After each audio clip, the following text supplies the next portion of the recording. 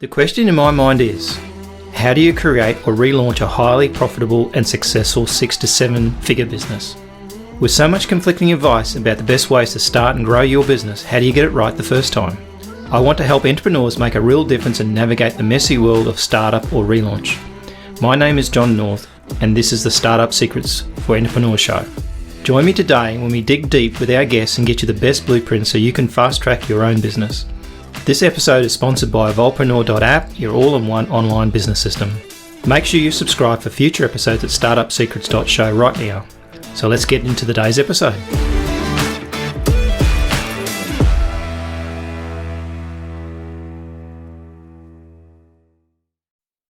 Hi, my name is Christina Kumar, and you are listening to Startup Secrets Show with John North. We are talking about my new book, Take Massive Action, and how to grow your company with awesome PR. Listen in now.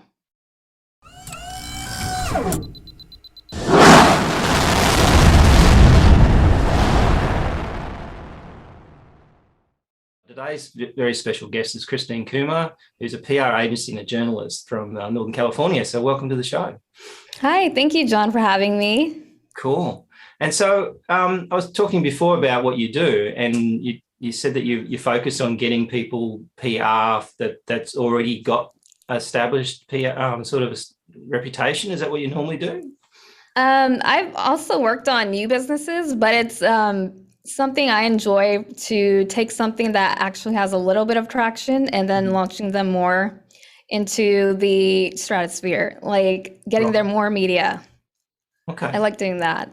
Yeah, and I can imagine it's quite rewarding when because it's an interesting thing when they appear on media, so particularly for the first time, right? It's like you're talking about writing a book and stuff, and it's all like the very first time you do something like that. It's quite amazing. Yeah, it's a very, very interesting experience, and there's a lot of new things thrown at you that you have to learn. Yeah. But for people who like to multitask, it's exciting. Yeah. So how did you get into this game in the first place? What were you obviously, how long you've been doing this exactly? So I've been doing PR for around 5 years. Mm-hmm. And then journalism, a little bit, I think over 7 years. And then actually authoring my own books. So I've co-authored 5 books so far since last year. Nice. And then I fully authored my first book this year, and so I'm doing the pre-launch for that. And I interviewed the inventor of the cell phone, Martin Cooper, for that, and several other interesting people. Greg Reed, he's written books for the Napoleon Hill Foundation, and was honored by President Bill Clinton, former President Bill Clinton, before for his like charity work type things he does for nonprofits and everything like that. So I've included a lot of people I knew in the book, and they're pretty well known, and then also several figures from the past. Mm-hmm. So this was really exciting. I've been working with a Georgetown professor in writing this book, so he knows how to create a good book. So I've been taking his advice, and we've been going along. That's good. Yeah, I mean, that's good. You're doing one thing that a lot of people necessarily don't do, is they go seek the experts out, right? Go and find what other people know. Don't assume you know it, and then try to make it all up yourself. Like in some cases, you're better off leveraging other people and finding out what they know. Yeah. For other people. So it's interesting. A lot of these names, like it's with inventions and stuff. A lot of people don't know who invented stuff, right? It's almost like it's either they've been bought out, cheated out of it, or whatever along the way, and they never, they never actually like McDonald's. The McDonald's brothers sold that franchise for very little money at the time. And so it's quite interesting how you look back at those people who actually invented it, and it wasn't necessarily about the money, was it, when they did it? It's probably more about the passion and interest and seeing where it goes. But I mean, of course, you want to build money so you can keep it going. But I think to build something great, you have to have passion for it. Yeah. And I think a lot of big corporations don't really have that passion. It always comes back to one person, right? That's driving it originally. And then, sometimes a corporation will take it over, but the reality is that initial kind of idea is usually very individual. And I think that's one thing they talk about AI replacing people, but I think that creating those great ideas is never something a computer could ever do. I hope not. No, otherwise we're in big trouble, right? Yeah. So give us some ideas about PR. Like, what's the myths of PR? Where do people sort of think? Like, I spoke to a guy yesterday about something, and he said, if I get on TV and I can talk about my book, I'll sell lots of books, right? And I've seen that not work out very well, because the reality is it's a moment in time, right? So you've got that little segment, and then no one ever sees it again. Mm-hmm. And so, so do you have some myths of PR that you've come across that people sort of come to you and say, I want to do this, and you think you've got to be kidding, you're crazy? I think the hardest PR projects I have to do was ones on a timeline. Yep. Like, a few day timeline where you really have to panic and get everything together and make sure you get all the right numbers. But I think the easiest ways to do that is to just leverage your network and work together as a team and reach out to all your media connections and have that one goal and never forget that one goal. Like, for example, I was working on a certain casting project for a movie called New Dimensions, Full Circle, the story of the New Dimensions. And we had to get background cast for a casting scene for the movie, a dancing scene. And we needed a lot more people. And so we were able to get on a few different news stations and on radio and podcasts. And then so when the event finally came, we made sure to have, when we were on these news stations, we made sure that the address was put up where we'd be located. What people forget the basics, right? They actually forget to put the contact details in it. Yes, the main reason we're there. And basically the location where we're at, websites and all of that, and our go-to action plan, so they know what we want them there for. So then we were able to get the right numbers and everything on the actual day. So that was good. Because the thing with PR, though, generally speaking, it takes time, right? It's not something that, it's overnight success. Sometimes it takes a long time to build those relationships and get someone to, particularly if you want to get them on TV or something like that, right? Yes, usually it does. And a lot of people are kind of impatient. They think things need to come overnight and you need to get these big results in a month. PR takes time. It's like a volcano. It needs time. Yeah, you got to build up to it, right? And I think I think anything worth doing takes time, right? And end of the day, I think sometimes people think that quick fixes will fix things, but the reality is a long game. So what's your most favorite PR sort of medium in terms of getting the best attention, do you think, nowadays? I mean, I think TV, I don't know about TV, it sort of comes and goes, right? Yeah. So I don't actually watch TV myself. That's what I'm saying. Like my son's sort of similar, like 21, and he rarely watches TV. And I don't really watch that much anyway, to be honest. I'll probably watch stuff that's on on replay or stuff like that, but I don't technically sit there and watch TV like they used to. So I don't know who's watching it anymore, but it's not me or you, obviously. I know, but it is exciting to appear on TV. Yeah, I think that's what it is, right? You appear on TV because it looks good, and you can always say "as seen on TV," right? Yes, I actually wrote a book with Kevin Harrington. He's the founder of As Seen on TV, the brand. Okay. And so he built that whole brand. He's known as like the father of the infomercial. Right. So, and then I heard that his kids or one of his sons doesn't really watch TV, but that's what he built his whole brand on.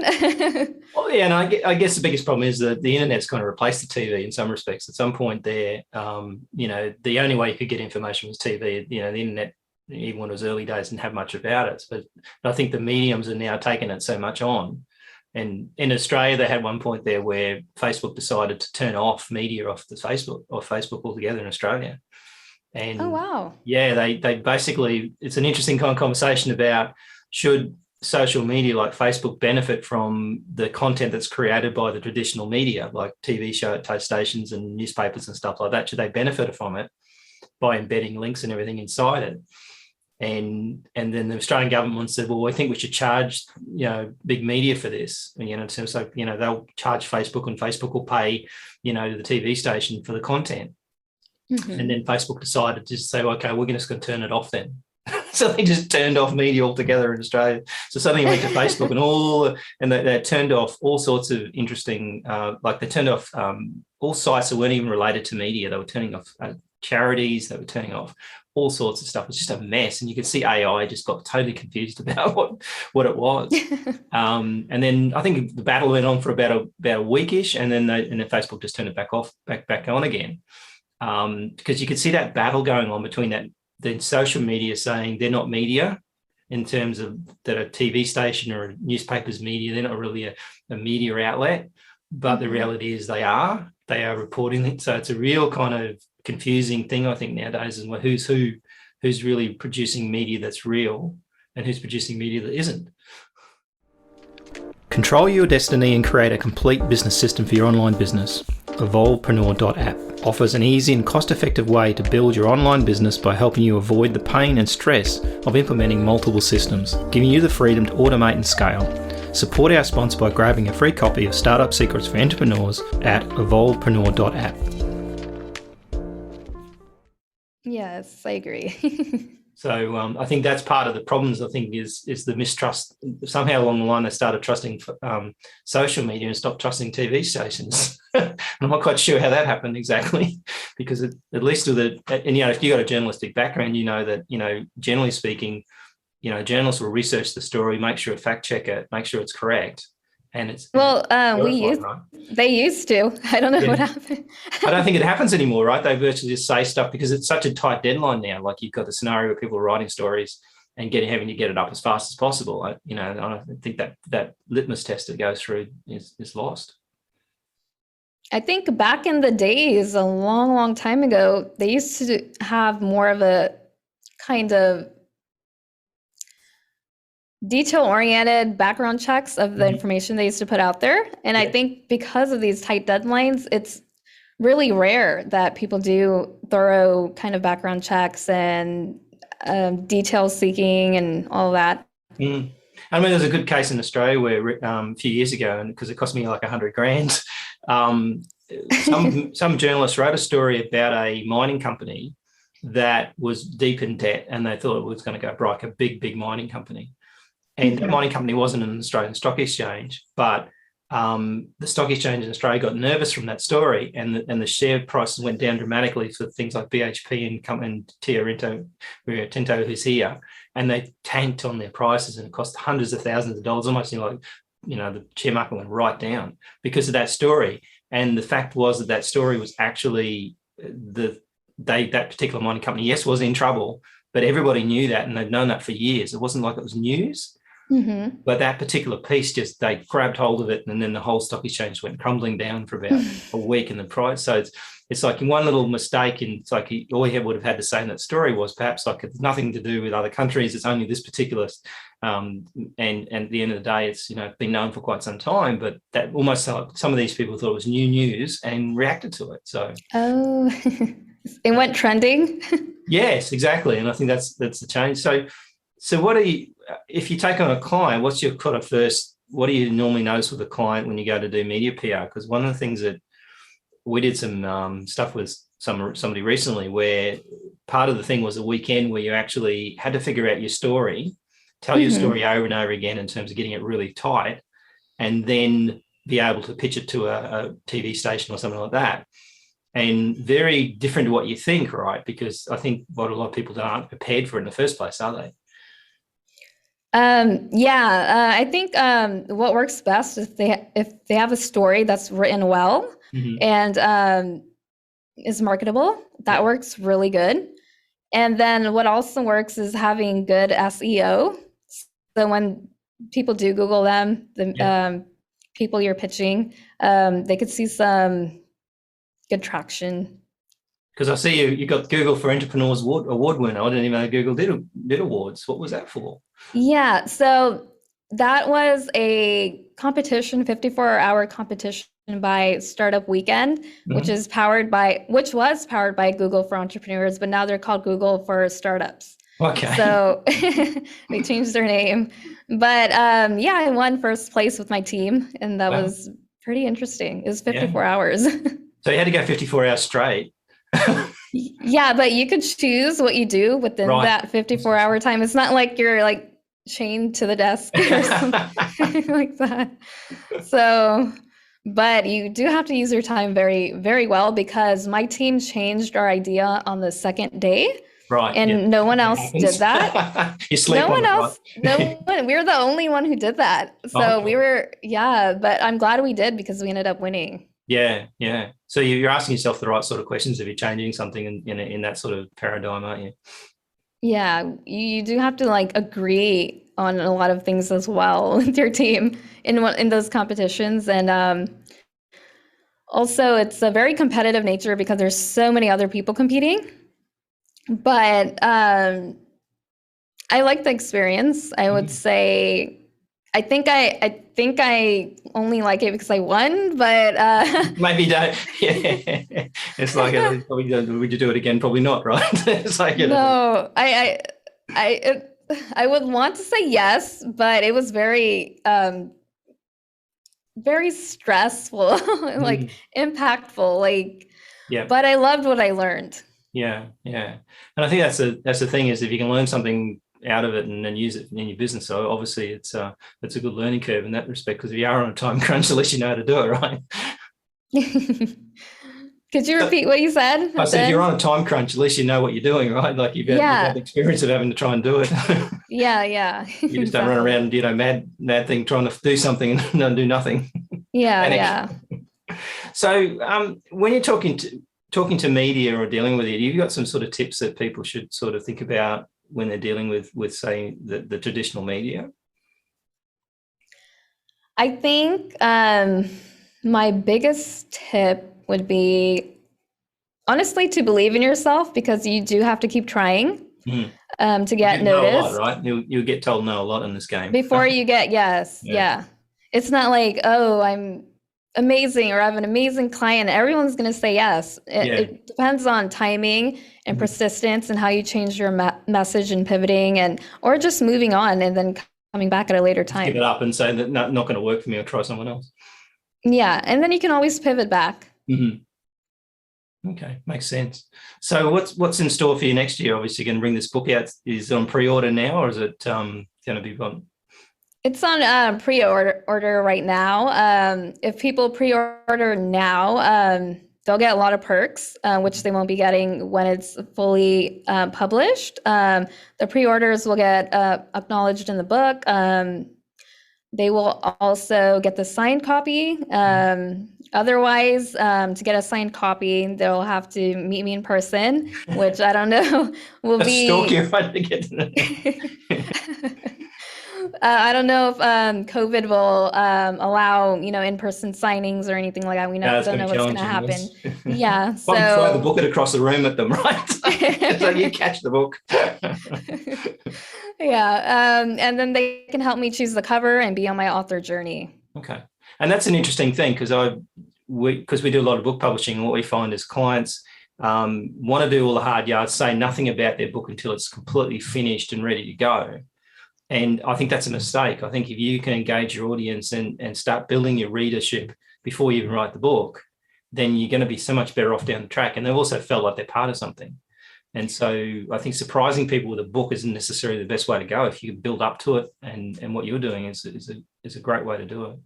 Yes. I'm kind of, I like to do both. It depends, but you will get much more attention and sales if we do it the way you said it. But some people just get too nervous and they want it out and then talk about it, so they can kind of basically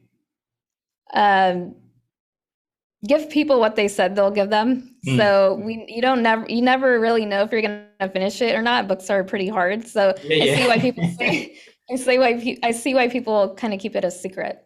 Yeah, because they're scared they might say, open their big mouth and say they're going to write this book and never write it. And I see a few people do that sometimes. They'll actually, I'm going to write this book, and then 2 years later they still haven't done it. And I think it's a sad thing. I think it's probably what you've done, I would imagine, is you've started to do it, started to pull it together, and once you've sort of pretty far into it, then you start that pre-order thing. So you know that it's not like you're starting from scratch. You know you've got a bit of runway there and you can get it done. It's done, but I'm just going to clean up the details. And basically market it right now, and then have all my supporters help me vote on the cover, and help me kind of just tweak it a little bit, because it's for the readers. So I'm going to get their input, and this is a way to help me with that. Yeah, and it's the best way to go, because, I mean, if a reader will give you input and they're going to buy the book, that's the main thing. I mean, it's not very good to come up with a great title and cover and then think, well, that's all wonderful, but no one gets it. Yes, exactly. So, and the readers, and, the pre-readers are certainly using more brutal than normal, so they'll tell you one thing or the other. So what's the book called? Take Massive Action. Okay, cool. All right. It sounds like an action book then. Yeah, it's getting stories from people who are experts in their fields and figuring out how they exactly took massive action in their lives to get to where they're at. And it's interesting because everyone's story is different. Yep. Everyone has a different way they took action and massive action, and how they implemented their ideas and made it come to life. And it's very interesting. So no one has to do the same thing as everyone else. They can be successful in their own way. Yeah, makes sense. And I think the whole idea of massive action is a good idea, because at the end of the day, a lot of people will drag things out for years, when the reality is you could probably have got that done in a matter of weeks or less, but you're doing it, you're potentially dragging it out for a reason. And it's probably is like writing a book, you're dragging it out because you're scared you might not be able to write it. And so I think it's, as you say, it's belief in yourself ultimately. It's that you can. Yes. So we'll put some links up once with your website and stuff, so we can actually get access to the book and stuff. So depending when the podcast comes out, your book may already be released, who knows? So we'll put all the links up in there. So I really appreciate you coming on, and maybe we'll talk to you again when your book comes out. Awesome. I would love to. Cool. And then I'll pick your brain about your business too. I want to learn. We can do the same. We can cross-pollinate. That's cool. Yeah. Okay. Thanks. Talk to you again, Christina. You too. Take care. That's a wrap on another awesome episode for the Startup Secrets Show for entrepreneurs. Just before you go, if you like this episode, we'd be very grateful for a 5-star review. Please also consider recommending the show to a friend or two. Make sure you subscribe for future episodes at startupsecrets.show right now. Until next time, if you're an entrepreneur, make a start on your next great business idea today.